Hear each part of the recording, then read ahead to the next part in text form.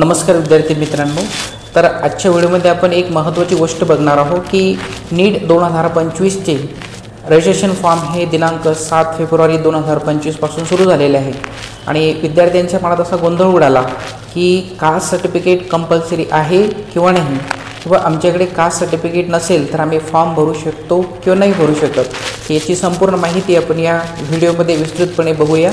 तर सर्वात अगोदर तुम्ही चॅनलवर नवीन असाल तर चॅनलला सबस्क्राईब करा आणि डिस्क्रिप्शन बॉक्समध्ये आमची व्हॉट्सअपची लिंक दिलेली आहे, त्याद्वारे तुम्ही आमच्या ग्रुपला जॉईन होऊ शकता। तर आपण बघू, फॉर्म भरताना समजा एखादा विद्यार्थी ओपनचा असेल तर त्याला तर कास्टमध्ये काही अडचण येणार नाही, कारण की सरळ त्यामध्ये ऑप्शन आहे ओपन कॅटेगरी। तर सेंट्रल असो किंवा मग स्टेट कोटा असो त्याला कोणत्याही प्रकारची अडचण जाणवणार नाही। बट त्याच्यानंतर येईल आपली SC ST कॅटेगरी। तर SC ST कॅटेगरीची मुलांची जर कास्ट सर्टिफिकेट काढलेला असेल तर त्याला एक्सपायरी डेट नसते, तर ते त्या ठिकाणी आपलं डॉक्युमेंट अपलोड करू शकता। राहिला OBCचा प्रश्न।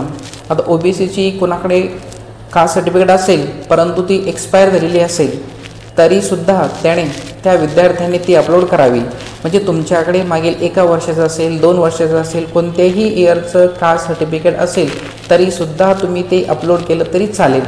परंतु नीट एक्झाम झाल्यानंतर रिझल्ट लागायच्या अगोदर तुम्ही ते पुन्हा नवीन बनवून आपल्याजवळ ठेवा, कारण की जेव्हा रजिस्ट्रेशन सुरू होते, काउन्सिलिंग प्रोसेस सुरू होते त्यावेळेस तुम्ही ते फॉर्म भरताना आपलं न्यू कास्ट सर्टिफिकेट अपलोड करू शकता।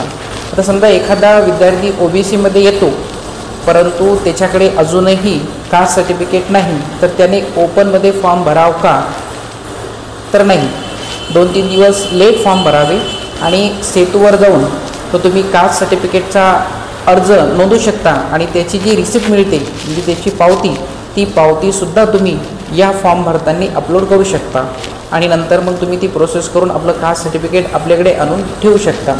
SC असेल, ST असेल, कोणताही विद्यार्थी असेल की जो एखाद्या स्पेसिफिक कॅटेगरीमध्ये येत असेल परंतु त्याच्याकडे कास्ट सर्टिफिकेट नसेल, तर अशा विद्यार्थ्यांनी फॉर्म थोडा डिले करावा आणि एखाद्या सेतू केंद्रावर जाऊन कास्ट सर्टिफिकेटचा अर्ज भरून टाकावा आणि त्याची जी रिसिप्ट मिळते, पावती मिळते, त्या पावतीचा नंबर या दिलेल्या जो फॉर्म सुरू झालेला आहे त्यामध्ये तो अपलोड करू शकतो।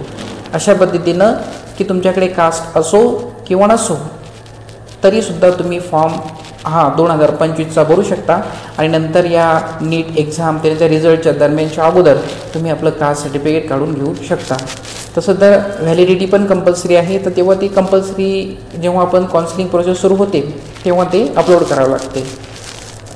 अजून काही फॉर्म भरताना अडचण जर येत असेल तर दिलेल्या नंबरवर तुम्ही मेसेज करू शकता किंवा आमच्या ग्रुपला जॉईन होऊन आम्हाला तुमच्या समस्या सांगू शकता, आम्ही त्याचं समाधान नक्कीच करू। आजच्या व्हिडिओमध्ये इथेच थांबू। धन्यवाद।